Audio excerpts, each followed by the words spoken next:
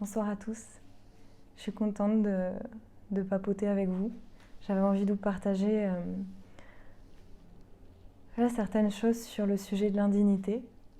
Et j'ai pas mal abordé les anti-émotions ici, notamment la honte. Et j'avais envie d'aller un petit peu plus profondément sur le sujet de l'indignité, et particulièrement quand il touche les thérapeutes, les guérisseurs, les accompagnants, etc. Sur le chemin de la guérison du corps et de l'esprit et de la libération en général. Et ce thème de l'indignité, il est très lié à la puissance en fait, à la puissance d'être qui est finalement l'incarnation de notre énergie, notre pleine énergie vitale dans le véhicule du corps-esprit. Et la pleine expression finalement de notre énergie, de Dieu au travers de nous. Finalement, ce qu'on appelle Narayan quand il s'agit du système nerveux. La pleine expression de Dieu dans notre système nerveux.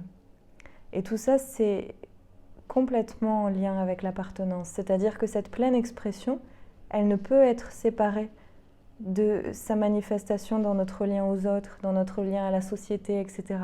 Ce pouvoir personnel, c'est pas un pouvoir égotique, vous l'aurez compris. Et pourtant, il y a des tangentes qui peuvent être prises et qui sont nécessairement prises puisqu'elles sont très engrammées dans le fonctionnement des sociétés occidentales tel qu'il a été véhiculé au travers des ères, en fait. Je vais vous en parler un petit peu plus après. Et donc, ce pouvoir, il est dans l'être uniquement. Donc, son ultime expression, elle doit passer par la libération. Et ultimement, dans la pleine expression de Dieu au travers de notre système nerveux. Ça, c'est notre pouvoir, en fait. Mais pour les thérapeutes, les accompagnants, les personnes qui sont dans le milieu du bien-être, de la guérison largement, les thérapeutes, je vais les appeler,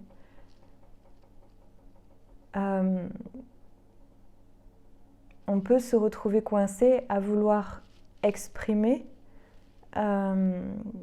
notre médecine, en fait, en s'adaptant à la société malade.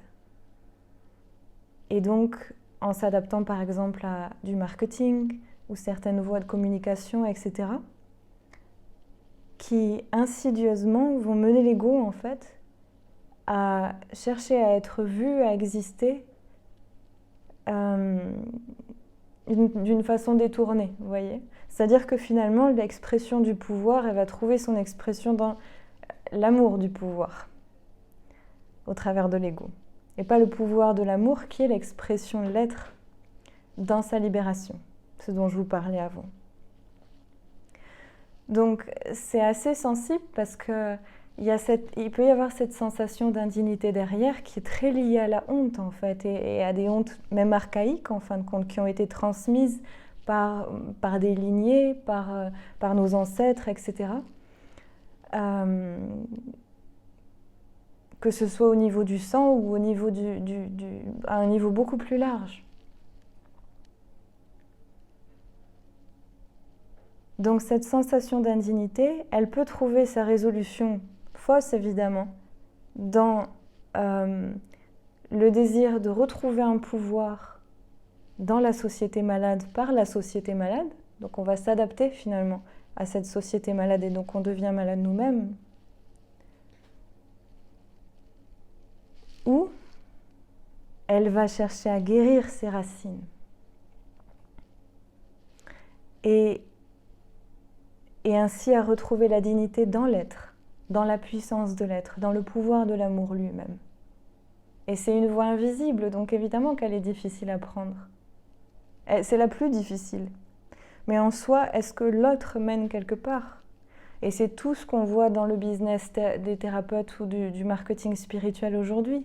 C'est-à-dire qu'il mène à cette fausse route qui donne une impression de puissance, donc qui donne l'impression qu'on a guéri quelque chose au niveau de l'indignité, mais qui est finalement faux. Et qui ne mène nulle part, puisque ça ne nourrit que l'ego. Et donc on observe ça aujourd'hui dans certaines attitudes, voilà, que ce soit au niveau des médias sociaux ou dans des attitudes un peu agressives, puisque la société fonctionne comme ça. Elle veut aller chercher le client, par exemple, ou elle veut, c'est ça qu'on va dire en marketing, où il faut attirer, où il faut magnétiser le client, où il faut montrer qu'on a confiance en soi, où il faut que vous augmentiez vos tarifs parce que vous allez montrer que vous avez de la valeur. Mais tout ça, c'est toujours, c'est toujours du mauvais angle, c'est-à-dire que c'est l'amour du pouvoir qui se donne bonne conscience, en fait. Donc, qui va trouver des biais un peu plus trendy, en fait, pour le business spirituel. Mais ça revient au même, c'est toujours, on vient nourrir l'ego, en fait. Donc, ça ne veut pas dire qu'on doit se couper de tout. La guérison, elle passe inévitablement par l'appartenance. Et donc, il y a le marketing, et donc, il y a ces choses-là. Mais est-ce qu'on a véritablement besoin de certaines choses en marketing? De la même manière, sur les réseaux sociaux, on sait que les réseaux sociaux sont gratuits. Et donc, qu'il y a un désir particulier derrière, qui n'est pas forcément pour notre bien, à tous, vous voyez. Donc, il y a des influences particulières qui sont qu'on promeut. Si c'est gratuit, ça appartient forcément à... Il y a une intention derrière, en tout cas. Donc répondre à cette intention, s'adapter à une intention qui n'est pas saine, est-ce que c'est ça qu'on cherche? Et en même temps, se couper des réseaux sociaux sous prétexte que c'est pas bon, est-ce que c'est ça qu'on cherche aussi? Donc ça, c'est une voie individuelle à trouver. On va simplement suivre notre spontanéité et notre intuition. Si on doit arrêter, on arrête. Si on continue, on continue.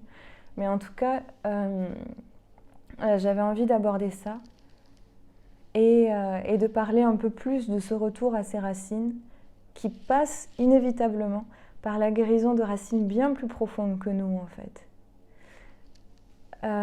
Parce que cette sensation d'indignité, on connaît la chasse aux sorcières, etc. On en a bien entendu parler et on a aussi mis la conscience et guéri beaucoup de choses collectivement là-dessus. Et elle prend plein de formes. Il y a sur Instagram, je partageais dans un dernier post sur ce sujet aussi que il y a beaucoup de... J'ai vécu aux Philippines, donc forcément j'ai un lien particulier avec ce pays et avec l'Inde, avec certains pays d'Asie dans lesquels j'ai passé du temps. Et j'ai étudié aussi l'histoire du pays, en fait, récemment. Et pourquoi ce que je voyais à l'époque, j'avais 24 ans quand j'y ai vécu, 24, 25, puis j'y suis restée. Mais en tout cas, j'ai commencé à y arriver à 24 ans. Et j'avais pas la conscience suffisante pour voir ce qui allait pas en fin de compte. Mais je sentais bien que j'étais pas à l'aise avec plusieurs choses et que j'étais attirée par d'autres choses. Et je comprends maintenant pourquoi. J'étais attirée par exemple par des personnes qui cultivent ce retour aux racines en fait. Et qui veulent guérir leurs racines. Retrouver des ancêtres et retrouver comment ça fonctionnait avant, ce qu'on a voulu cacher finalement. Et ce qu'on a voulu cacher en étudiant un petit peu, en me renseignant un petit peu tout à l'heure, j'observais qu'il y avait une partie des indigènes, il y avait beaucoup de traditions au niveau de la guérison et au niveau de la spiritualité aux Philippines qui ont été... comme dans beaucoup de cultures et beaucoup de pays, malheureusement, qui ont été sabotés par les colons espagnols. Et on a jeté par exemple le corps de ces indigènes, je crois que c'est... Je me souviens plus du nom de ces indigènes, mais de cette communauté. Mais on les a jetés au crocodile. Et c'est dire ce qui se transmet après dans des générations. Il y a aussi toute l'histoire des colons en fait. Le pays a été aux mains des Espagnols et il a été vendu aux Américains en fait pour une certaine somme. Tout ça, ça reste dans le pays, dans le sang en fait. C'est comme un ADN. Cette sensation d'indignité, elle reste, elle est transmise. Et donc, qu'est-ce que ça vaut en fin de compte, toute cet honneur qui a été fait à la terre, à la guérison, au sacré en fait, grâce à ces communautés-là qu'on a voulu jeter en fait de la terre en les donnant aux crocodiles, en fait, tout simplement. Il s'est passé la même chose avec l'Ayurveda en Inde, il s'est passé la même chose auprès d'autres indigènes et d'autres communautés, de la même manière que la chasse aux sorcières. Ça s'est arrivé partout dans le monde et chaque pays a son histoire associée à ça. Et ça continue, c'est ça qu'on a du mal à voir aujourd'hui, c'est que ça continue. Mais tout ça pour dire qu'il y a eu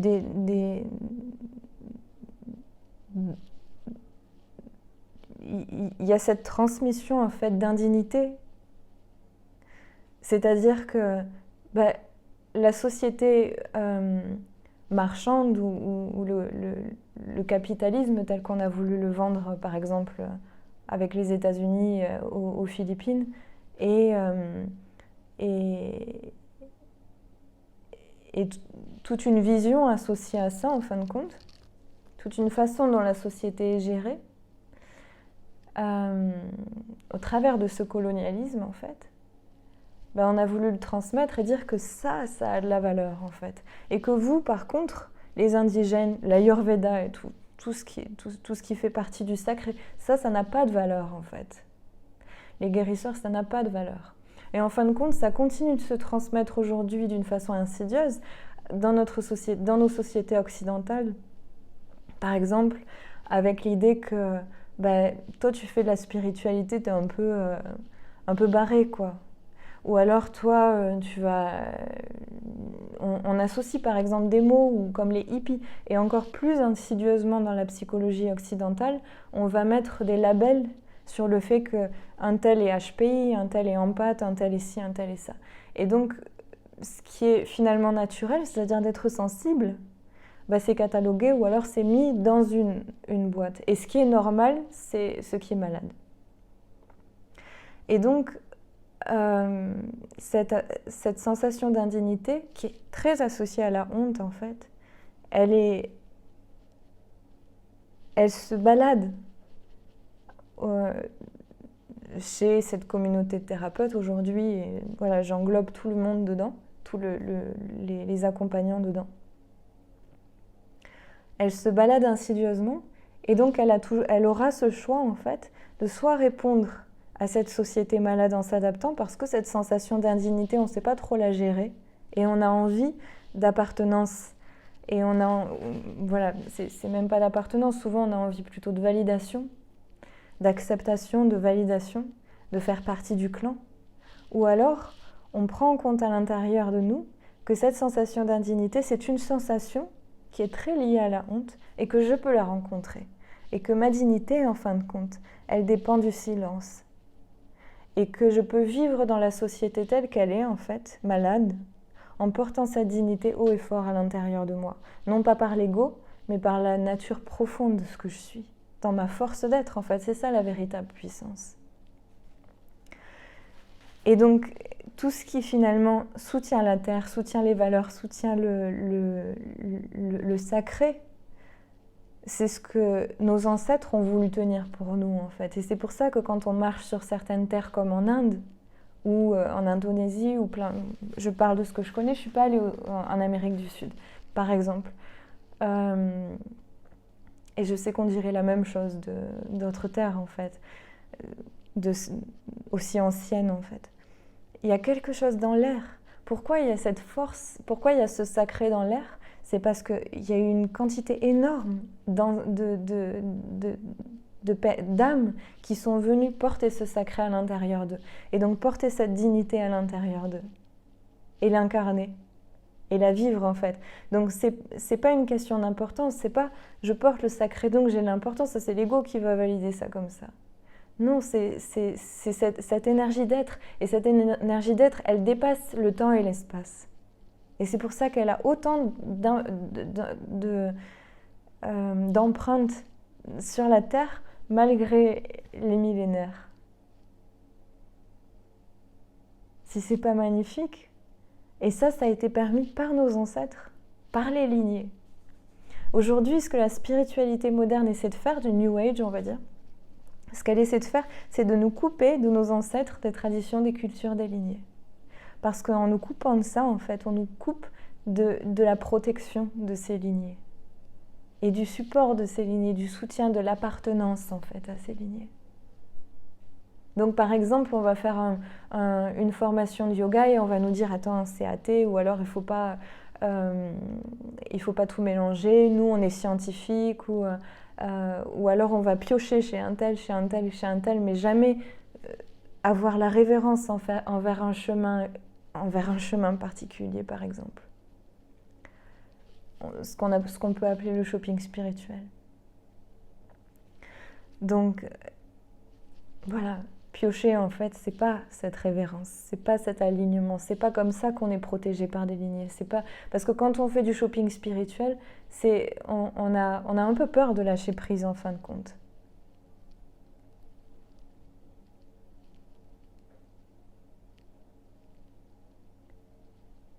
Alors que la guérison de cette indignité, elle passe par les racines. Et ces racines, elles incluent nos ancêtres, elles incluent les traditions, les cultures et la lignée. Et ça, c'est pas forcément... C'est là où on a du mal aussi, où certains peuvent avoir du mal avec la soumission, d'accepter n'importe quoi, par exemple. Quand je parle de tradition, je parle pas de ce qui est malade, encore une fois, parce que il peut y avoir des choses transmises qui sont pas justes et qui sont malades. La vérité, elle va traverser le temps et l'espace. Et c'est de ça dont je parle.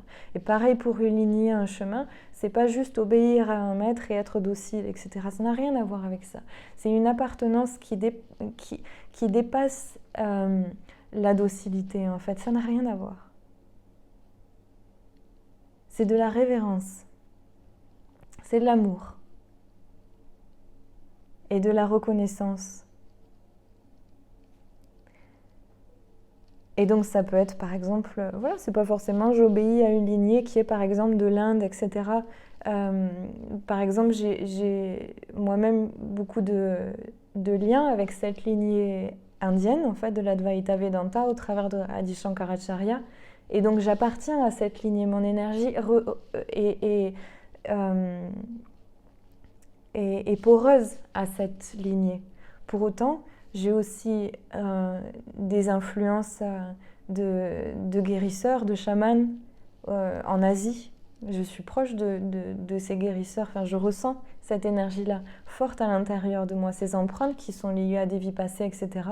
Des chamans asiatiques en Indonésie ou aux Philippines, en Thaïlande et tout ça.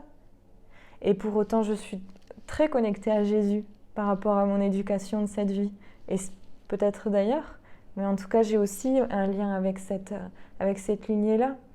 Donc, c'est pas, ça se fait tout seul, en fait. C'est une force d'attraction.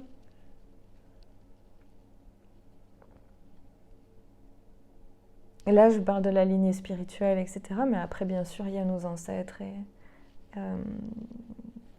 c'est bien plus grand qu'on croit. En tout cas, voilà, on ne guérit pas cette sensation d'indignité par l'amour du pouvoir, mais par le pouvoir de l'amour. Et donc, on peut vivre dans une société malade en restant digne. C'est Shri Shri Ravi Shankar qui dit « Marchez comme un roi et soyez un parfait serviteur ». C'est ça, sa dignité, c'est de marcher comme un roi, pour autant, l'ego est dans la poche. Il n'y a pas c'est dénué de domination ou de soumission. Voilà, je pense que c'est tout pour ce soir. Je reviendrai certainement pour en parler. Il y a énormément de choses qui sont reliées à ce sujet de l'indignité, à cette sensation d'indignité.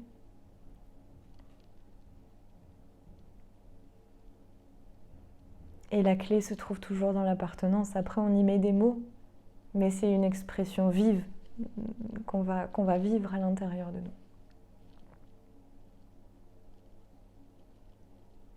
Et donc qui s'exprime par des mots, mais qui se vit par le silence en fait.